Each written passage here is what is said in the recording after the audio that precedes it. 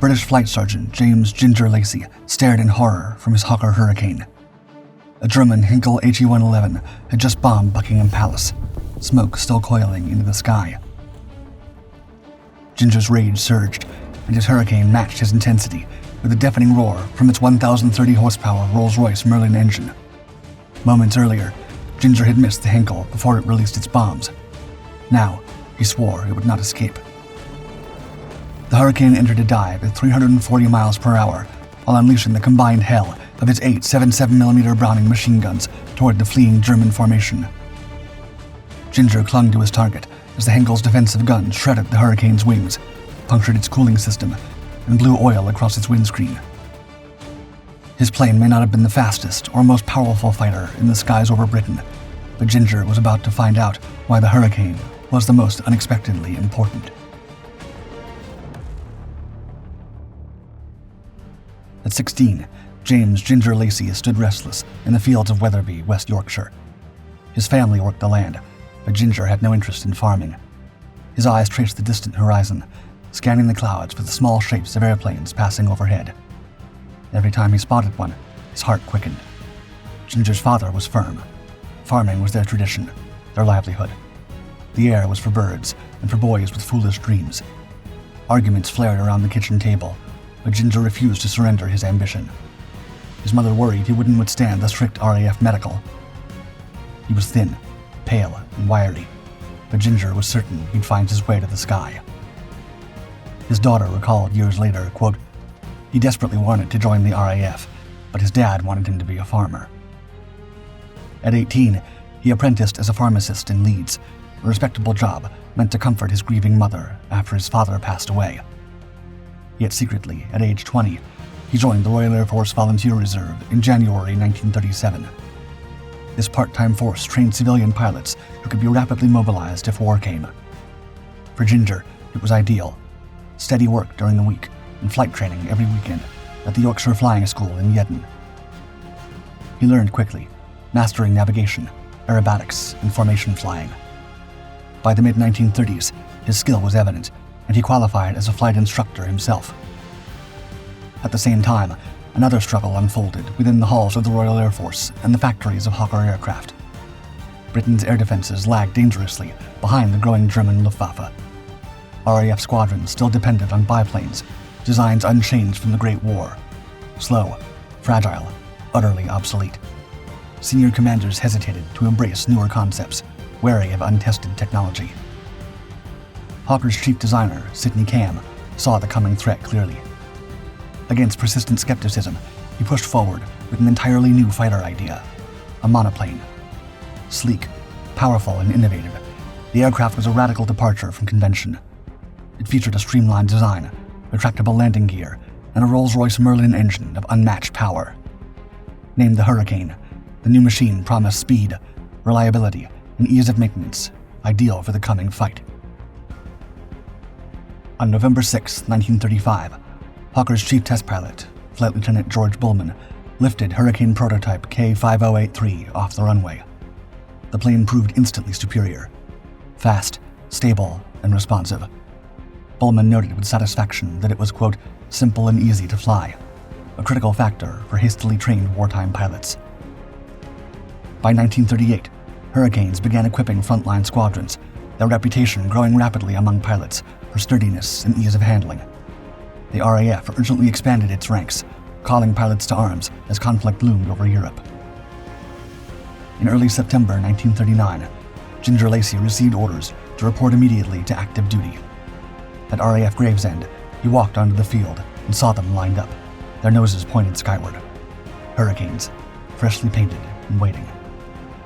He stepped toward the cockpit, knowing clearly why he had refused the farm, why he had stubbornly pursued flight.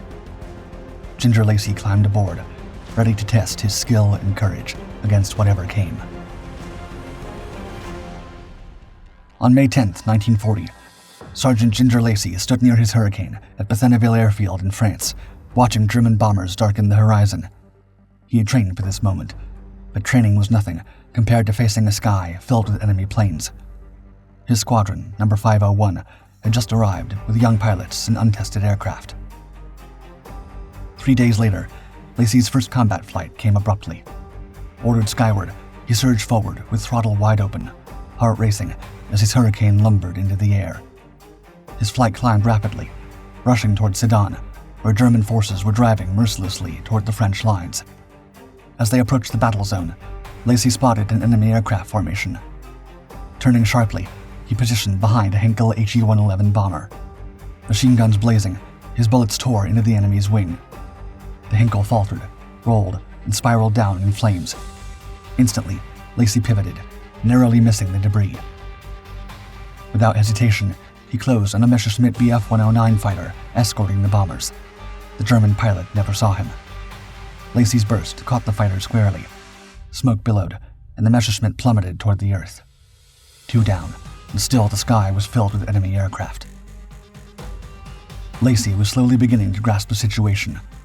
His over 1,000 flight hours were more than bragging material. They really made a difference on the battlefield.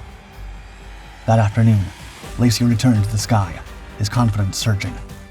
Spotting a twin-engine Messerschmitt Bf-110, he maneuvered behind it.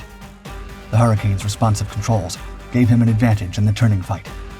Another precise burst in flames erupted from the enemy fighter. His daughter later recalled, quote, "When he landed, no one believed him. 3 in his first combat of World War II. Lacey had instantly proven himself, and so did the warplane he was flying. Hurricanes battled tirelessly, revealing both strengths and weaknesses. Pilots praised the ruggedness of their planes, saying that bullets could pass through without catastrophic damage. Repairs proved remarkably simple, often performed quickly in muddy fields. The Hurricane outturned the faster Messerschmitt Bf-109s, allowing pilots vital seconds to aim and fire accurately. Yet problems emerged. Pilots complained bitterly about slow acceleration from the 2-bladed wooden propellers initially fitted. Urgent modifications were approved, which bolstered the design with 3-bladed variable pitch propellers, significantly boosting acceleration and climb rates. This critical upgrade reached squadrons rapidly, improving their fighting edge during the chaotic combat of the unraveling European campaign. France was falling, just as Lacey was rising as a fighting ace. On May 27th, he shot down 2 more Heinkel He-111 bombers, turning him into one of the first Hurricane aces of the war. Lacey was no stranger to the durability of the Hurricane, its resilient frame having saved him on more than one occasion. But his luck was bound to run out. In late May, engaged by enemy fighters, his Hurricane was riddled with gunfire. Then came one more bullet, and it finally happened. The engine faltered. The aircraft shook violently. Struggling with the controls, he crash-landed hard into swampy terrain. The impact stunned him. Water surged into the cockpit, rapidly submerging the wreckage. Fighting panic, he forced open the damaged canopy, gulping air as he clawed himself in the sinking fighter. He barely escaped drowning, dragging himself, exhausted, onto the muddy ground as his Hurricane disappeared beneath the surface. For bravery shown in combat, France awarded Lacey the Croix de Guerre. But the medal ceremony never happened. German forces stormed Paris on the day Lacey was to receive the honor, leaving him empty-handed. By mid-June, British forces faced catastrophe. France was collapsing, and airfields were evacuated overnight. In late June 1940, Sergeant Ginger Lacey returned to England, joining No. 501 Squadron at Gravesend Airfield. The battered RAF had retreated from France, preparing now for an imminent invasion. Hitler's forces massed across the Channel, and Britain stood virtually alone. Lacey felt exhausted even before fighting resumed. He recalled, quote, "The main thing that remains in my mind now about the Battle of Britain was I was always tired." Days began before dawn. Pilots slept fitfully in requisitioned houses near the airfield, waiting anxiously for a sharp telephone ring or urgent shout of scramble. Lacey described the tension of readiness vividly, quote, "You would have a cup of tea, some breakfast. You would go out to your aircraft, a couple of 100 yards, check the aircraft, get our parachutes out, fit our helmets in the aircraft, hang them over the control column, and make ourselves as comfortable as possible, waiting for the first call." They never waited long. Enemy rage intensified daily. The Hurricanes lifted into combat again and again, fighting desperately to prevent German bombers from overwhelming Britain's defenses. Hurricanes were not glamorous. Public adoration belonged mostly to the sleek Spitfire, which was graceful and photogenic. But for fighter command, the sturdy Hurricane carried the real burden. Easier to repair and forgiving to fly, Hurricanes equipped nearly 2/3 of Britain's frontline squadrons. Pilots appreciated the Hurricane's ruggedness too. Pilots survived dogfights and crashes that would simply have taken their lives aboard other airframes. Lacey himself survived multiple emergency landings in battered aircraft. It became an exhausting, demanding, and life-threatening routine, one where even crash landings were expected. Pilots detached from emotion. They learned to see their foes only as airplanes in the sky. Lacey described enemy aircraft simply as bandits, the RAF code for unidentified or hostile targets. The fighting became impersonal. Quote, "We were firing at an airplane of the wrong kind, wearing the wrong markings, and flying in our sky. We'd been told to get rid of them, and we got rid of them." By September 1940, German bombers hammered Britain's cities daily. London burned, civilians sheltered underground, and RAF pilots climbed into cockpits under relentless strain. At Gravesend Airfield, Ginger Lacey scrambled repeatedly to intercept enemy formations, often engaging large groups alone. On September 13th, Lacey took off urgently to intercept a formation of Heinkel He-111 bombers attacking central London. The Hurricane arrived just as one of the bombers had dropped its payload on Buckingham Palace. Diving into the formation, he closed rapidly, ignoring incoming fire. Bullets struck his Hurricane as he fired short bursts into the nearest bomber. The Heinkel shuddered, trailing flames and smoke spiraling downward. The enemy's return fire damaged Lacey's aircraft severely. Shrapnel tore through the cockpit, slicing into his shoulder. His engine sputtered, controls stiffened, yet somehow he managed to glide the crippled Hurricane back to Gravesend. With fuel and altitude critically low, he was forced to crash land near the airfield, barely avoiding further injuries. As pilots adapted, so did the Hurricanes. Early engine sluggishness was solved by introducing higher-octane fuel and new 3-bladed constant-speed propellers, significantly boosting climb and acceleration. Additionally, armament had dramatically improved since the plane's first flight. Hurricanes now carried 8 Browning 303 machine guns, delivering immense concentrated firepower, particularly devastating against slower German bombers. It took just seconds of accurate fire to send an enemy aircraft crashing earthward. But the German fighters were evolving too, and the Hurricanes were feeling the heavy toll. In Lacey's squadron alone, 17 men fell in the span of a few months during the Battle of Britain. Pilots rotated constantly, replaced by fresh, inexperienced young men. Lacey felt keenly the emotional burden. Quote, "In one of the rooms, there were 4 sergeants, myself and 3 others. After a while, I became very conscious that in some of the other beds there had been 3 sergeants, in others 2. I was the only one of the original ones in my own bed. It made me wonder occasionally how long it would be before there was another occupant in my bed." But there was no time to mourn. Every morning, he rose before dawn, strapped himself into his Hurricane, and fought once again to defend Britain's skies. On the morning of September 15th, 1940, the skies over southern England darkened with nearly 1,000 German aircraft. Hitler had set this day as decisive. If the Luftwaffe broke RAF fighter command, invasion would follow swiftly. Standing by at Gravesend, Ginger Lacey felt tension churn inside him. Pilots and ground crews stood motionless, awaiting orders. Finally, the phone rang. Scramble. Lacey sprinted to his Hurricane. Propellers spun to life, engines roaring, as the squadron raced into the sky. Climbing rapidly, Lacey quickly spotted waves of enemy bombers, Heinkels and Dorniers, escorted closely by swarms of Messerschmitt Bf-109 fighters. Lacey chose a Dornier Do-17 near the formation's edge, firing short bursts as tracer rounds reached toward him.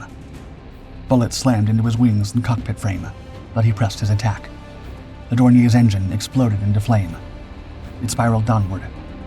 Immediately, Lacey pivoted, narrowly dodging another Hurricane racing by. Suddenly, a Bf-109 sliced in front of him. He reacted instantly, banking hard left. The Hurricane responded effortlessly, outturning his opponent in a maneuver the German fighter couldn't match. Lacey's guns hammered the Messerschmitt, which broke apart, scattering debris into the open sky. But there was no rest. More Messerschmitts dived down behind him. Gunfire erupted, rounds shredding his fuselage. His engine sputtered, smoke poured from beneath the cowling, and flames began licking around his cockpit. Desperately, he slid back the canopy, tearing off his harness as fire engulfed the cockpit interior. Diving headfirst into the open air, he barely missed hitting the tail fin, tumbling violently before pulling the ripcord. His parachute blossomed just seconds before impact. Moments later, he landed heavily near Maidstone, bruised and exhausted, his Hurricane burning in a nearby field. Staggering upright, he felt numb disbelief. Yet, without hesitation, he quickly found transport back to Gravesend. By late afternoon, Lacey was airborne again, flying another Hurricane directly into battle. In the late wave, his squadron intercepted more German bombers. Lacey maneuvered expertly, bringing down another Bf-109 with precise fire. It plunged from the formation, trailing smoke and flames. Then, another bomber appeared clearly in his sights. Again, his guns hammered home. The bomber staggered and fell earthward. By nightfall, he destroyed 4 enemy aircraft in one day. In contrast to other pilots, even some other aces, Lacey was not trying to pretend he was flying a Spitfire. He avoided dogfighting fighters if he could, and preferred to hunt bombers, a task the Hurricane excelled at. Hurricanes accounted for over 60% of the Luftwaffe's losses during the Battle of Britain, the majority being bombers. Their stability and robust frame made them lethal in combat and forgiving for young pilots. Trainees quickly adapted to its straightforward handling and simple configurations, making Hurricanes highly replaceable even as casualties mounted. Hitler's all-out attack was a humiliating failure. Lacey and hundreds of British pilots managed to destroy close to 60 enemy warplanes while damaging countless more in a single day. Something was painfully clear. If Hitler wanted to continue bombing Britain, he would run out of planes sooner rather than later. The losses inflicted that day convinced the German High Command to abandon immediate invasion plans. Operation Sea Lion stalled indefinitely. The RAF had held firm. As autumn deepened into winter 1940, German tactics shifted to relentless night bombing raids over Britain. London, Coventry, and industrial centers burned beneath nightly assaults. RAF Fighter Command urgently adapted. The reliable Hurricane transitioned swiftly into a new role: night fighter. Engineers fitted the aircraft with radar, transforming its capabilities. Pilots learned interception methods, tracking enemy bombers through darkness using ground-controlled radar guidance. Hurricane armament evolved, replacing machine guns with devastating 20mm Hispano cannons, lethal against slow-moving bombers caught in searchlights. Though inexperienced at night operations, RAF pilots adapted rapidly, thanks largely to the Hurricane's stable flight characteristics. Its forgiving handling reduced pilot workload in demanding night conditions, allowing focus on radar guidance and target interception. Soon, Hurricane stalked Luftwaffe bombers through darkness, hitting them hard enough to blunt Germany's bombing campaigns. Ginger Lacey, now a seasoned veteran, transitioned from frontline duty to instructing fresh pilots. His skills, acquired through hundreds of combat hours, proved invaluable to trainees. Lacey emphasized deflection shooting and tight turning tactics that had repeatedly saved his life. He instilled essential survival skills in young pilots, likely to face increasingly desperate aerial battles. The new pilots quickly absorbed his ruthless practicality. In Lacey's view, sentimentality would not keep them alive. Skill and precision would. Meanwhile, Hurricanes served far beyond Britain. In Malta, desperate RAF squadrons depended heavily on them to defend against overwhelming Axis raids. In the Soviet Union, Hurricanes became the first significant Lend-Lease fighters Britain provided. Nearly 3,000 arrived, battling the Luftwaffe alongside Soviet fighters. Russian pilots initially viewed them skeptically, believing they were receiving the scraps left by the RAF. These planes, after all, were slower than German fighters. But soon the Soviets learned to value the Hurricane's durability, ease of maintenance, and reliability in harsh winter conditions. The aircraft's versatility transformed it into a reliable global workhorse. It did it all: bomber interception, ground attack, and reconnaissance. Though overshadowed publicly by the Spitfire's elegance, Hurricanes were now universally respected among pilots and ground crews. In early 1943, Ginger Lacey arrived in India, reassigned far from familiar European skies. Now promoted to flight lieutenant, he was tasked with training pilots to fight the Japanese in Burma, a radically different theater. Thick jungle terrain, humid climate, and unfamiliar enemy tactics challenged even seasoned pilots. Lacey rapidly adapted, bringing frontline experience to the young pilots under his command. Shaped by desperate flights over England, emphasizing disciplined formation flying, precise deflection shooting, and aggressive yet calculated tactics, he was tough, direct, and respected. Soon, Lacey took command of No. 17 Squadron, flying against the Japanese Army Air Force. On February 19, 1945, leading his squadron near the Burmese border, he encountered a formation of nimble Ki-43 Oscar fighters. Turning sharply, he pursued an enemy plane, attempting evasive maneuvers. In just seconds, he fired a short burst from his cannons. The Oscar exploded violently, fragments spinning into the jungle canopy below. Remarkably, he'd used only 9 20mm cannon rounds. This was his 28th and final confirmed victory. Lacey became one of the very few RAF pilots who fought on both the first and last days of the war. Like Lacey, the Hurricane reached the far corners of the world. Tropicalized Hurricanes, equipped with dust filters and ruggedized gear, operated reliably over Burma and Singapore, enduring oppressive heat, humidity, and relentless monsoon rains. These aircraft, tough and versatile, made critical contributions wherever they were assigned, proving invaluable far beyond the skies of Europe. When Japan surrendered in August 1945, Lacey's war finally came to an end. He returned to Britain, exhausted yet alive. Returning to civilian life, Lacey continued to pursue his passion for flight. He became an instructor, sharing his extensive experience at flight schools near Bridlington, Yorkshire. In 1969, Lacey advised filmmaker Guy Hamilton on the epic production Battle of Britain, ensuring historical accuracy and authentic aerial sequences. Hamilton warmly praised him, quote, "I entrusted Ginger Lacey to be my main advisor. He really was a good chap, totally invaluable." As for the Hurricane, history gradually came to acknowledge its critical role. While the Spitfire captured the public imagination, historians ultimately recognized the Hurricane as the aircraft responsible for destroying the most enemy warplanes during World War II.